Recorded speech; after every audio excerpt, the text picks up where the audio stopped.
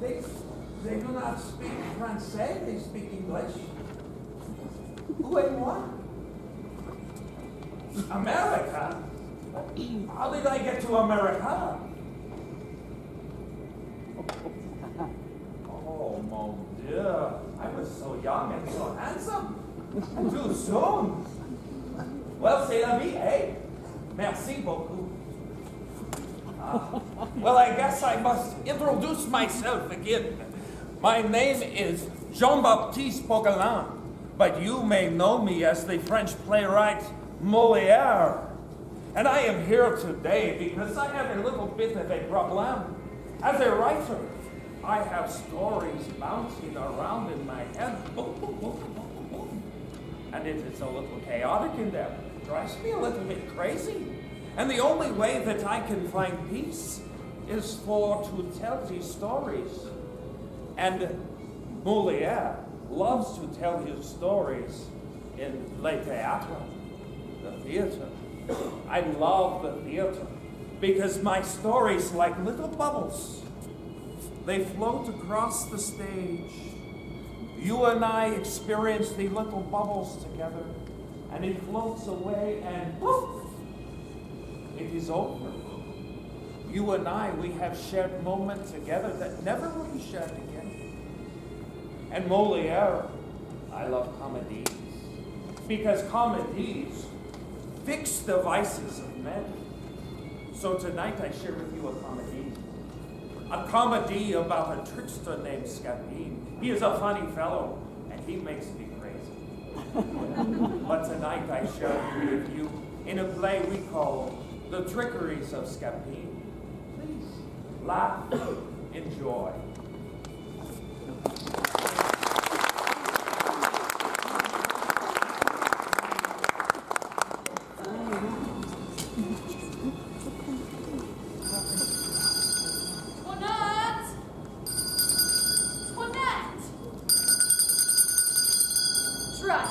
She does not hear if my bell doesn't make enough noise. No one. Toinette! Ow! Ah, you hussy. You, Jade. It's just if I didn't ring at all. Found it all. Deuce take you, you wretch. Coming. Ah, you, Jade. You wretch. Father, your impatience. You heard me call Chef Doctor head against a cabinet. You, Vixen. Your head is as hard as your speed is slow. Oh, you. Your party's as hard as your money fist is tight. There is... Oh! For the last... Oh! You have left... Oh! Be silent, you bandit. You let me scold you. Well, that is too bad after I had done to myself. You make me bawl till my throat is sore, you hussy. And you made me break my head open. One is just as bad as the other. So with your leave, we are quits. What? We're not quits. You cannot quit. If you go on scolding me, I shall. How dare you try to leave me, you? Oh! You would... Oh! What? Shall I also give up the pleasure of scolding to have you stay? Well, scold as much as you like. Do what you please. You prevent me, you hussy, by interrupting me at every moment. If you have the pleasure of scolding, I surely have that of crying. Let everyone have his fancy. 'Tis but right. Oh, you silly girl. I didn't mean it. I must give it up, I suppose. A woman has to have some means to ease her stress. See, you're all right. I just need you to find my son and deliver to him a letter. Octave? Yes, Octave. Announce my arrival home and deliver to him a letter. Letter? Yes, this letter. It has important news informing him that he is newly betrothed. Betrothed? Yes, you silly girl. Now go quickly.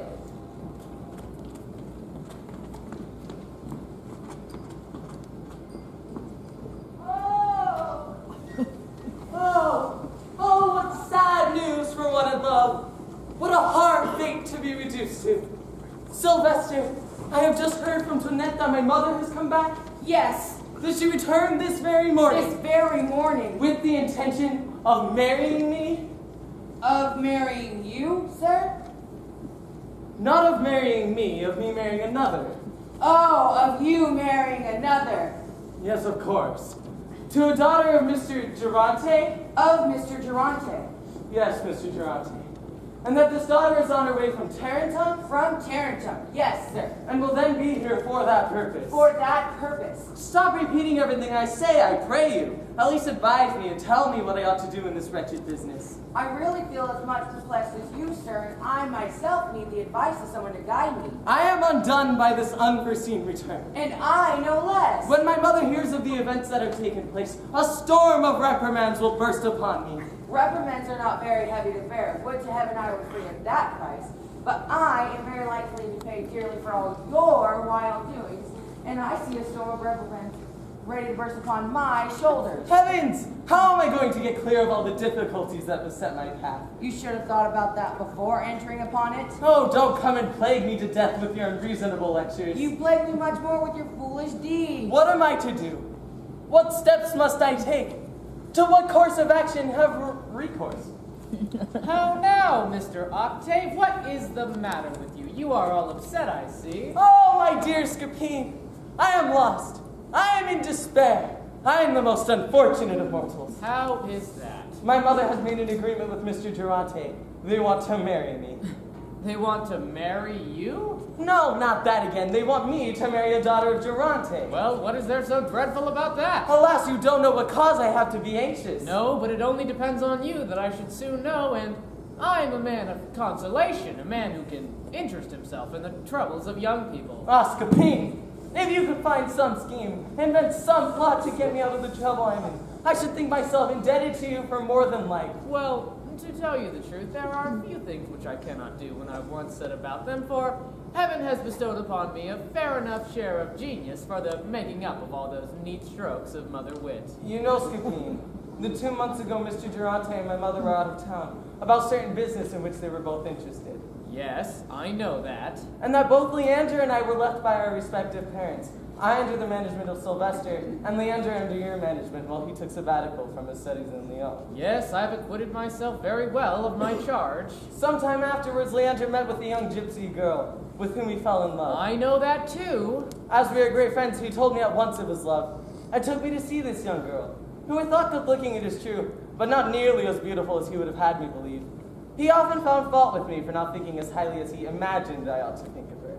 I do not see what you are aiming at in all this. One day, as we were off to meet his lady love, we heard lamentations mixed with a good deal of sobbing. We inquired what it was, and there we saw a most piteous sight. Where will this lead to? We walked into a low room where we saw an old woman dying, and a young girl dissolved in tears. The most touching, the most beautiful sight you had ever seen. Oh.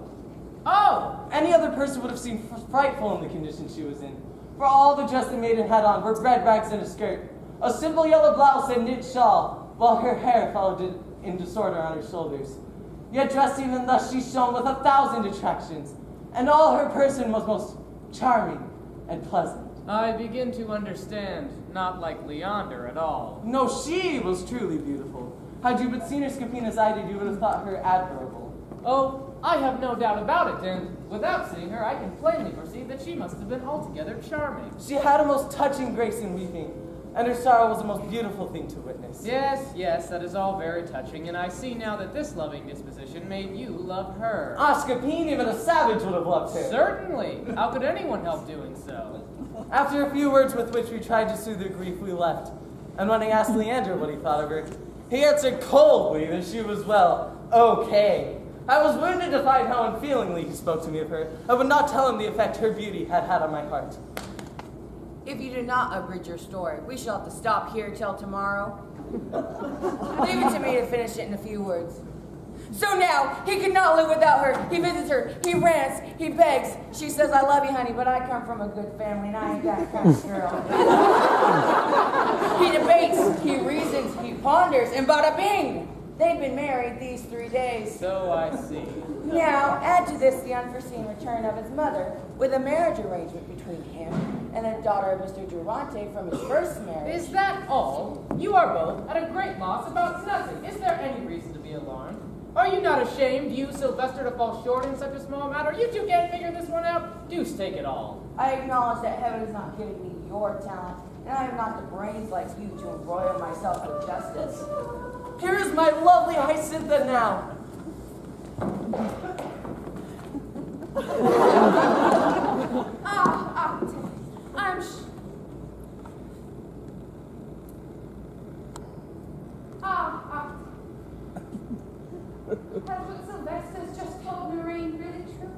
Is your mother back and bent upon marrying you? How strange for her to wish to marry you. My mother has arranged for me to marry another dear heart. Yes, it is so, dear Hyacintha, and these tidings have given me a cruel shock. But what do I see? You are weeping. Why those tears? Do you suspect me of unfaithfulness? Have you no assurance of the love I feel for you? Yes, Octave. I am sure that you love me now. But how can I be sure that you will love me always? Ah, could anyone love you once without loving you forever? I would say, Octave, that your gender does not love so long as ours, and that the ardeur man shows a fire which dies out as easily as it is kindled. Oh, Hyacintha, then my heart is not like that of other men, and I feel certain that I shall love you till I die. I want to believe what you say, and I have no doubt that you are sincere, but you depend on a mother who would marry you to another, and it would surely kill me if such a thing happened. No, lovely Hyacintha, not a force on this earth could tear me away from you. I could resolve to be my mother, and even to die than be separated. So do not weep then, dear Hyacintha, for your tears kill me, and I cannot see them without feeling pierced to the heart. Since you wish it, I will dry my tears. Wait without fear for what heaven shall decide. Heaven will be favorable to us. It cannot be against us if you are faithful. I certainly shall be so. Then I shall be happy. Here's a man who, if he would, could be of the greatest help to us in all of our troubles. I have sworn with many oaths never more to meddle in anything, but if you both entreat me very much, If entreaties will obtain your help, I beseech you with all my heart to steer our bark. And you? Have you anything to say? Like him, I beseech you by all that is most dear to you upon earth, to assist us in our love. Ah, well, I must have a little humanity and give away. There, don't be afraid. I will do all I can for you. Be sure that... Hush! Enough said. Go, dry your eyes and leave me to my work. You must prepare to greet your mother with firmness. I must admit that this meeting frightens me beforehand, for with her I have a natural shyness that I cannot conquer. Yes, you must be firm from the first, for fear that she should take advantage of your weakness and lead you like a child. I will do the best I can. Well, let us see. Rehearse your part and let us see how you will manage. Now, come. A look of decision. Decisive, yes? Your head erect. A bold face. Like this? A little more. So! That will do, I suppose. Now, fancy that I am your mother. Just arrived. Be ready to answer boldly all I can say to you. What? You scoundrel, infamous rogue! How dare you, during my hour of absence, go and play such a prank as this off the wet without my permission? And to think, with such superior genetics, you would result in nothing more than a gigolo. And how dare... By the deuce, you seem quite lost. It is because I imagine I hear my mother speaking. You are very good. I will be more firm and resolute with my answer. Quite sure? Yes, of course. I am a man, am I not? We'll soon see. Here's your mother coming now. Heavens, I'm lost! Oh, he's off. What a poor specimen it is, huh? Ah, well. Let's wait for the woman all the same. What shall I tell her? Leave her to me. Only follow my lead. Did anyone ever hear of such an action? Oh no, madam. She has already heard of the affair. Such a bold thing to do. Oh yes, madam. Let us listen. I should like to know what they can say to me about this fine marriage. Oh yes, madam. We have it all ready. Will they try to deny it? Perhaps, madam. That may be. Or will they undertake to excuse it? Uncertain, madam. Also a possibility. Do they intend to deceive me with impertinent stories? Maybe, madam. All they can say will be useless. We shall see, madam. They will not take me in. I don't know about that. I shall know how to put my rascal of a son in a safe place. We shall see about that. And as for that scoundrel Sylvester, I will cudgel him soundly. I should have been very much astonished that she had forgotten about me.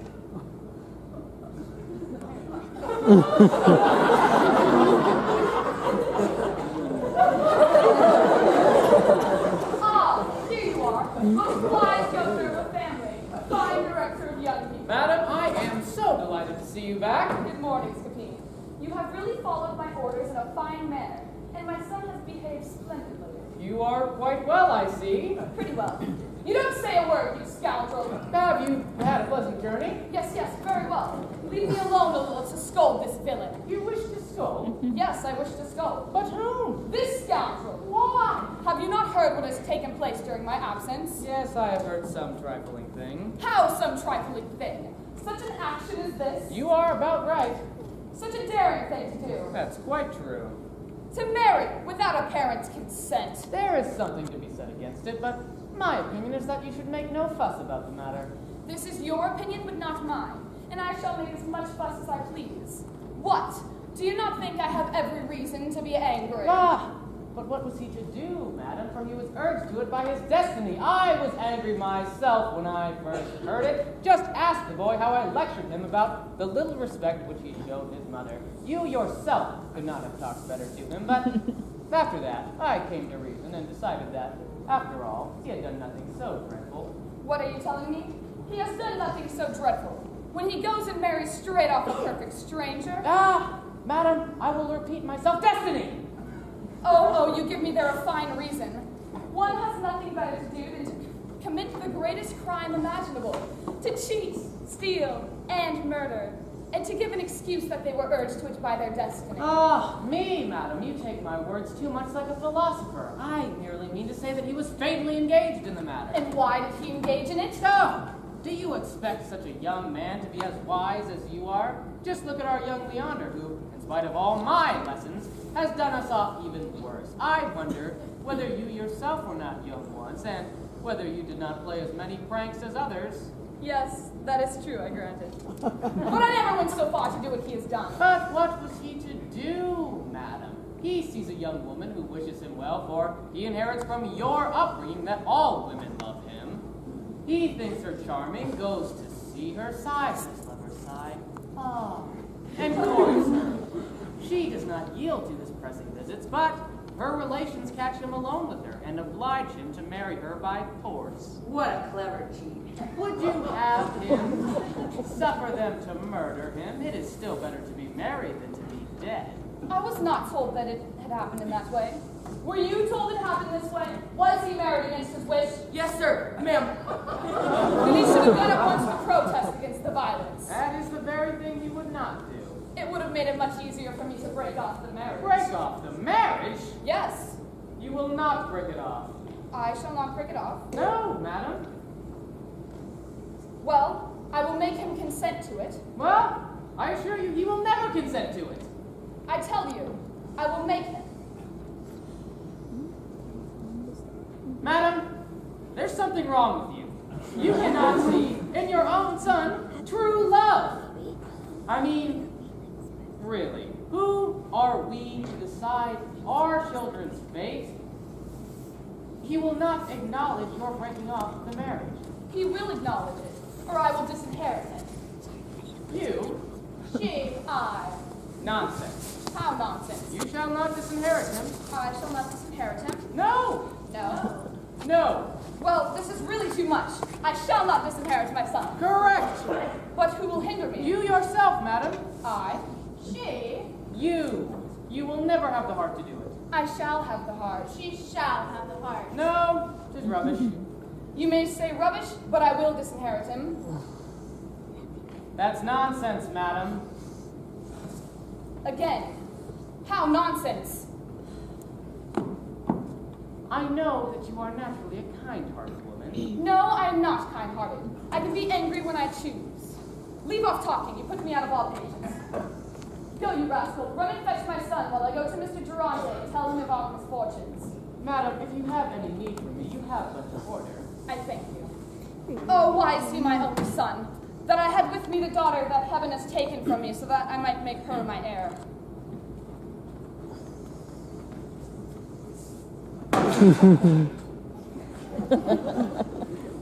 You are a great man, I must confess, and things are going in a fair way to succeed.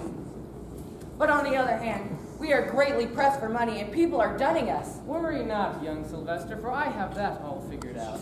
I am now only puzzling in my heart to find a certain young man to play a personage which I want. But wait! Come, look here, young Sylvester, let me see your face. Now, put on an angry look. Grr, yeah. Think of all those high school bullies. Now, put your hand on your hip. Oh, what a diva. Now, stride about like a king on the stage. Most impressive. Now, listen to me and repeat.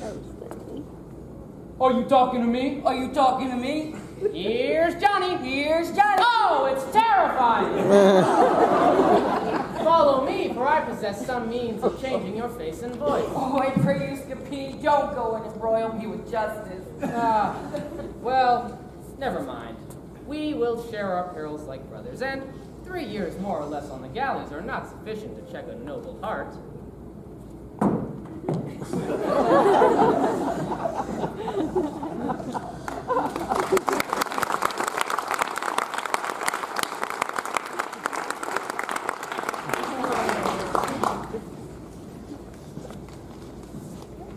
Alas, but with this weather, we should have our people with us today. A sailor who has just arrived from Tarentum told me that he had seen our man about to start with the ship. But by what you have just told me, my daughter, my son's half-sister, will find things strangely altered from what we thought they would be. The plans we had made together, ruined. Don't be anxious about that. I give you my word that I shall remove that obstacle, and I'm going to see about it this moment. In all good faith, Master Margante, should I tell you what? The education of children is something that you can never be too careful about. Yes, that is true. But why do you say that? Because most of the follies of young men come by the way they've been brought up by their parents. Yes, this is true sometimes, certainly. But what do you mean by saying this to me?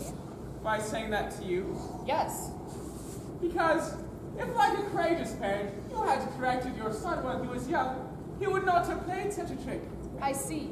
So that you have corrected your own much better. Certainly. And I should be very sorry if he had done anything like what yours has done. And if this son, so well brought up, had done even worse than mine, what would you say about it? What? What? What do you mean? I mean, Mr. Durante, that one should never be so ready to blame the conduct of others, and those who live in glass houses should not throw stones.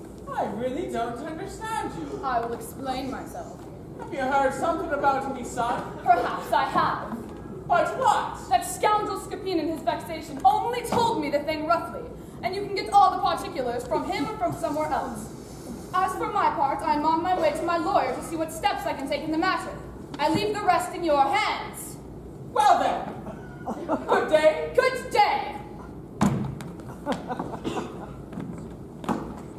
What could it be? Worse than what her son has done. I'm sure I cannot think of anything more wrong than that. To marry without the consent of one's parents is the worst thing that I could possibly imagine. No, sir. Nothing could be worse, sir. What? You here? What are you doing here? Get out of here this moment and let me have no more of your ranting. Now then, be gone, you sworn pickpocket, you veritable gallows bird. I've never seen anything more wicked than this cursed old man, and I truly believe, if I may be allowed to say so, that he is possessed with the devil. What are you muttering there between your cursed teeth? I said, your son asked that I tell you of his arrival. Now, why did you send me away with such foul words? You dare ask me my reasons, you scoundrel? Out with you, this moment, before I give you a good thrashing. What have I done to you? Done this and that, I wish you'd be off. My master, your son, asked that I wait with you. I will not have you before me a spy, whose cursed eyes watch over all my actions, and ferret about in every corner to see if I have anything to steal. How the deuce could one steal anything from you? Are you a man likely to be robbed when you put every possible thing under lock and key and mount guard day and night? I will lock up and mount guard wherever and whenever I please. Have you ever seen such spies that are sent out upon me to see if I have anything to steal? Are you a fellow to give rise to stories about me hiding money in me house? You have some money hidden in your house? No, I do not say that. I only ask out of mischief that you don't mention it. What does it matter whether you have money or whether you not, since it's all the same to me? Oh, you want to argue, do ya? I will give you, and quickly too, some of these few arguments about your ears. Out with you! I tell you once more. Okay, very well, I am going. Wait. Are you carrying anything away with you? What could I possibly carry away? Let me see your hands. There they are. The others. The others? Yes. I have no other hands. Have you had anything hidden there? Look for yourself. I say you check carefully to see if I've been stealing anything. And I mean to do so too. Plague take all misers and all miserly ways. What did he say? What do I say? Yes, what did he say about misers and miserly ways? I say plague take all misers and all miserly ways. And of whom do you speak? Of misers? And who are they, these misers? Villains and stingy wretches. Who do you mean when you say that? Why do you trouble yourself so much about what I say? I trouble myself because I think it's right to do so. Do you think I'm speaking of you? I think what I think, but I insist upon you telling me whom you speak. To whom I speak, I'm speaking to the inside of my hat. And may I speak to the outside of your head? Would you prevent me from cursing misers? No, but I will prevent you from prancing about and being so insolent. Hold your tongue, will you? Anegova. Come on, give it up to me without all that fuss. Give you what? What you have stolen from me. I have stolen nothing at all from you. Are you telling the truth? Yes. Then get out of here. Well, that's a fine way to treat somebody who does a favor for your own son. May the devil take you.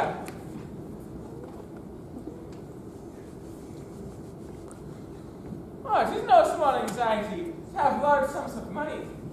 And happy is a man who has all his cash well invested. I am not a little surprised to find in this household a safe hiding place. Oh, there you are at last. Ah, Father, how glad I am to see you. Stay. I have to speak to you first. Allow me to embrace you, Aunt. Gently, I tell you. How, Father? You deprive me of the pleasure of showing you my joy at your return? Certainly. We have something to settle first of all. But what? Just stand there and let me look at you. What for? Look me straight in the face. Well, Will you tell me what has taken place here in the absence? what has taken place? Yes. What is it you did when I was away? What would you have me do, Father? It is not I who would have you do anything. But to ask you now, what is it you did? I have done nothing to give you reason to complain. Nothing at all. No, You speak in a very decided tone. it is because I am innocent. And yet, Scapin has told me all about you. Scapin? Oh, the name makes you change color. He has told you something about me? He has. But this is not the time or place to talk about this business. Go. I will be along shortly. Oh, scoundrel. If you mean to bring dishonor upon me, I will renounce you as my son, and try to avoid me present forever. Oh, Scapin, to betray me in such fashion? A rascal for so many reasons to keep secret for which I trust him with? To go and tell everything to my father? Oh, I swear by all that is dear to me not to let such villainy go unpunished. Ah, my dear Scapin, what do I not owe you? What a wonderful man you are, and how kind of heaven to send you to my home. Ah, here you are, you rascal. Your servant, sir. You do me too much honor. You're setting me at defiance, I believe. I will teach you how. Sir! No, Octave, do not keep me back. For mercy's sake, Leave me to wreak my anger upon him. in the name of our friendship, Leander, do not strike him. What have I done to you, sir? What you have done, scoundrel! Gently, gently. No, Octave, I will have him confess here on the spot the perfidy of which he is guilty for. Yes, scoundrel, I have just been told of it. You did not think the trick would be revealed to me, did you? But I'll have you confess it with your own lips, or I will beat you soundlessly with this stick. Ah! Sir, could you really be so cruel as that? Speak, I say. I have done something against you, sir? Yes, and your conscience knows only too well what it is. Sir, I assure you that I do not know what you're talking about. You do not know it? All right, sir, since you will have it, I admit that it was I, along with a couple of my friends, who drank that small cask of Spanish wine which you left behind, and that it was I who made the hole in the cask and spilled some water around it to make it appear as though it had all leaked out. What? Scoundrel! I received that as a gift and it was you who drank it? And And it was up for me to scold the servant so much because I thought it was she who had played me such trick? Yes, sir, I am very sorry, sir. I'm glad to know this, but it is not what I'm about now.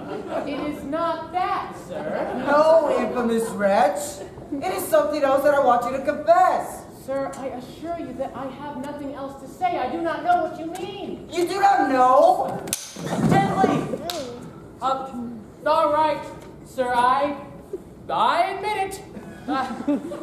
When you asked me to take that just little small watch to the gypsy girl whom you love, and I returned, I had told you I had been mugged. My face was covered in blood and my clothes spattered in mud, but it is true, sir, that it was I who stole the watch. What? What? What? It was you who stole the watch? Yes, sir, but only in order to know the time. I am glad to know this. I have indeed a very fine servant. But it is not this which I want to know of you. It is not that. No, it is something else that I want you to confess. Mercy on me. Speak at once. I will not be put off. Sir, I have done nothing else, I assure you. Nothing else? Huh. I will remember a proper time and place all I have just heard. But I'll have you speak about the present matter and tell me what it is you said to my father. What I said to your father? Yes, scoundrel, to my father. Why, I have not seen him since his return. You have not seen him? No! Is that the truth? The perfect truth, and he will tell you so himself. And yet it was he himself who told But me. with your leave, sir, he did not tell you the truth.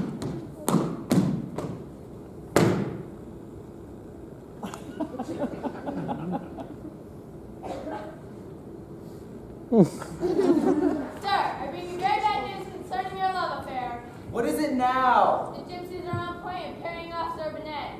She came herself, volunteers to ask me to tell you.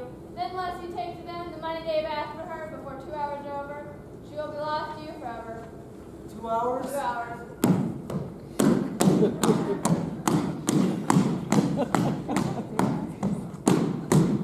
Oh, my dear Scapine, I pray you to help me. Ah, my dear Scapine. I am my dear Scapine now that I am wanted.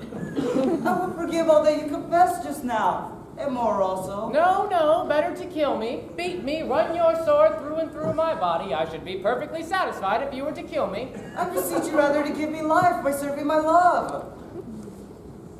Nay, better kill me. You were too dear to me for that. I beg of you to make use of your skill of a wonderful genius of yours, which I could conquer everything. Certainly not. Kill me, I tell you. Oh, for mercy's sake, don't think of that now, but try to give me the help I ask. Scapine, you must do something to help him. How can I after such abuse? I beseech you to forget my outburst of temper and make use of your skill for me. I add my entreaties to his. I cannot forget such an insult. You must not give way to resentment, Scapine. Can you forsake me in such cruel extremity? To come all of a sudden and insult me like that. I was wrong. I acknowledge. To call me scoundrel, knave, infamous rascal. I am truly very sorry. To threaten to run your sword through and through my body. I ask you, with all my heart, by your feet, beseeching on a kneel, not to give me up. Scapine, you cannot resist that. Ah, well. Get up. And remember next time not to be so hasty. Will you act for me? I will see. But you do realize that time presses. Don't be anxious. How much is it you want? 500 crowns. And you? 200 pistoles. We must extract this money from your respective parents. As far as yours is concerned, I have everything figured out. And as for yours, although he is the greatest miser imaginable, we shall find it easier still, for we all know that he wasn't blessed with too much intellect. Ah!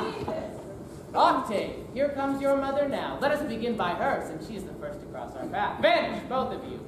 And you, tell Sylvester to come quickly and play his part in the affair. Here she is now, turning it over in her mind. Such behavior and such lack of consideration. To entangle himself in an engagement like that. Ah, rash you. Your servant, madam. Good morning. You are thinking over your son's conduct? Yes, I acknowledge that it grieves me deeply. Ah, well, life is full of troubles, and we must always be prepared to face them. Yes, but this rash marriage is more than I can put up with, and it forces me to break off the match I had intended for my son. I have just come from my lawyer to see if we can cancel it. Ah, well, madam, if you will take my advice, you should look to some other means of settling this business, for you know what a lawsuit means in this country, and you should find yourself in a strange bush of thorns. I am fully aware that you are quite right. But what else can I do? I think I know just the thing, madam, for I cannot see you fall prey to grief without feeling sorry about it myself. I am much obliged to you. Then you must know that I went to the brother of that young girl whom Octave is married. He is a warlike fellow and speaks of nothing but violence. He would think no more of killing a man, or woman, than of swallowing a glass of wine. I spoke to him of the marriage and showed him how easy it would be to have it broken off, considering the violence used towards your son. I got him to speak of it, and finally he agreed to give his consent, provided you pay him well. And how much did he ask? He spoke of no less than 500 or 600 pistoles. 500 or 600 pistoles. Does he think me a fool? Ah! Just what I told him, madam. I laughed at his proposition. And told him that you were not one to be duped in that fashion, or that anyone could ask 500 or 600 pistoles. But he explained to me that for him it was time to rejoin the army. He must have money for equipment. He must have a horse, which will cost 60 pistoles. Well, yes, I am willing to give these 60 pistoles. He must also have a harness and pistols, which will cost nearly 20 pistoles more. 20 and 60 makes 80. Exactly. It's a great deal. Still, I consent to that. He must have a horse for his servant, which we can imagine will cost at least 30 pistoles. How the deuce? Let him go to Jericho. He shall have nothing at all. Ah, madam, No, he's an insolent fellow. consider... No, I tell you. We will go to law. Madam, you're being ridiculous, for... Don't have recourse to law. I beg of you, and save yourself from the clutches of justice. And how much did he want for the mule? Well, it's funny that you mentioned that, for he also wanted another mule to carry supplies. Altogether, for both the mules, his horse, the harness and pistols, and something he owes at the local hotel. Altogether, he asks 200 pistoles. 200 pistoles. Exactly. No, I prefer to go to law. Ah, but madam, think about the ins and outs of law. The many embarrassing procedures. To go to law, you need money. I beg you, save yourself from such a hell if you can. 200 pistoles. Yes, and I would rather give 300 pistoles than go to law. I don't care for all that, and I challenge all the lawyers to say anything against me. You will do as you please, madam, but in your position, I would avoid a lawsuit. I will never give 200 pistoles. Ah, here is a man. Here is a man.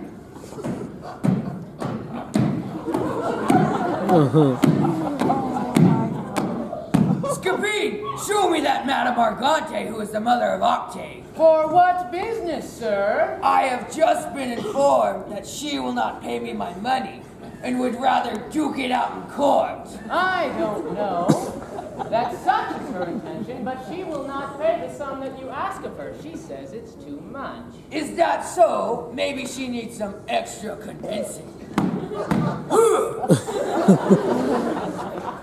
I don't know, sir, for the mother of Octave is courageous, and perhaps she will not be afraid of you. Ah, you think not? Show me to her and it will be hasta la vista, baby. Who is that? No, that's no one, sir. She is not your man, or woman. Is she one of her friends? On the contrary, she is her greatest enemy. Her greatest enemy. Yes. I am delighted to hear that. You are an enemy of that Madame Argante, are you? Yes, sir, I assure you that it is so. Shake hands, shake hands. I give you my word, upon my honor, by all the oaths I can take, that before the day is over, I will have delivered you that Madame Argante. Trust me. Don't worry. I'll be back.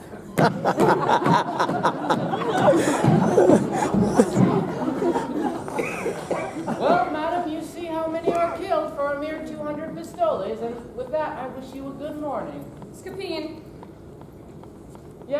What is the purpose of your call, madam? I will give the 200 pistoles. Oh, I am glad to hear of it for your sake. Let us go to him, for I have them here with me. No, no. Best give them to me. You could not, for your own honor, be seen in such business, and I would fear that he may ask more of you if he knew who you were. True. Still, I would like to see whom I give my money to. You mistrust me, then? Oh, no, but... Zounds! Either I am an honest man or a thief, one or the other, and if you do not trust me with your message, I suggest you look to some other to get you out of this mess. Here, then, take it. No, I would suggest you find someone else, madam, for who knows if you can trust me. Here, take it. No, but who knows if I might not want to steal your money. Take it, I tell you. And don't make me tell you again. But mind that you have an acknowledgement from him. Yes, he hasn't to do with an idiot. I will go home and wait for you. I am glad to hear of it. That's one down, and now for the other. And here he comes. They come one after another to fall into my net.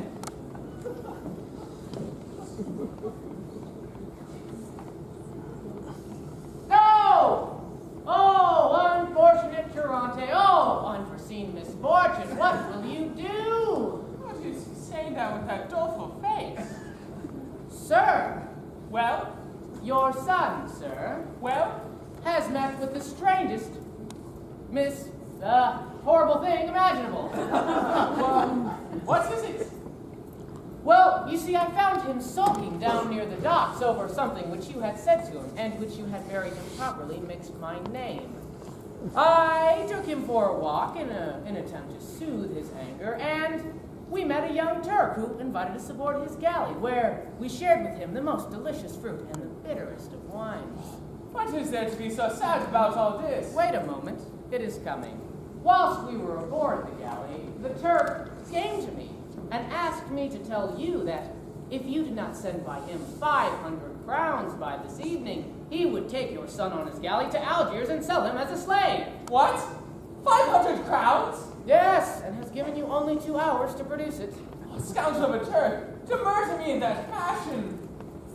500 crowns? Sir, it is left to you to save a son whom you love very much.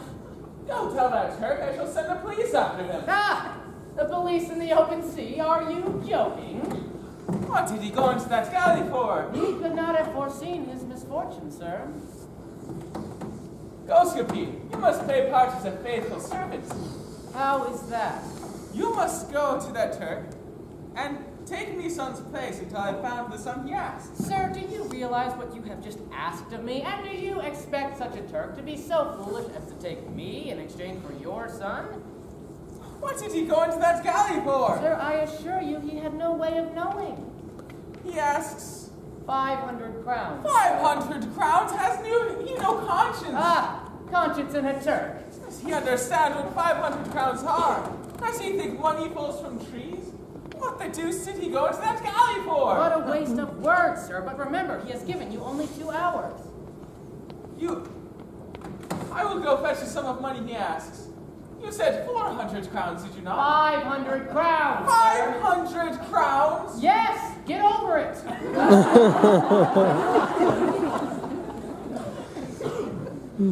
Here, Scapin. I just remembered that I'd received this sum in gold. I did not know so soon it would be wrested from me. But you tell that Turk he's a scoundrel. Yes. A good for nothing fella. Yes. And if I ever catch him, he will pay me for it. All right. Well then, go, fetch me son. Hello, sir. Well, And the money? did I not give it to you? No, you would put it back in your pocket. The other pocket. It is grief that troubles me mind. So I see. But mind. Cursed galley! What? May the devil take him! He cannot get over the 500 crowns which I wrenched from him, but he has not seen the last of me, and he will soon pay me in a different money for the imposture towards his son. Well, Scapin, have your plans been successful? Have you done anything towards alleviating my sorrow? Here are the 200 pistoles you asked. Oh, how happy you make me. As for you, I could do nothing. Then I must die. Or I cannot live without my servant. Oh, sir, hello! Stop! What can become of me? I have all you want, sir. You bring me back to life again. But I do this to you on one condition, that you allow me to revenge myself a little on your father. Yes, yes, you may do as you please. You swear to me before witnesses? Yes, Here are your filthy 500 crowns. I will go at once. And by who will I adore? Oh, servant man.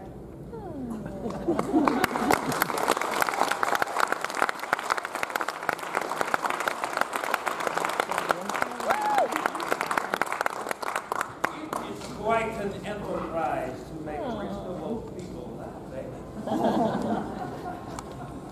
It is time for a break. We are going to take a short 10-minute intermission. Enjoy. We will see you soon in 10 minutes.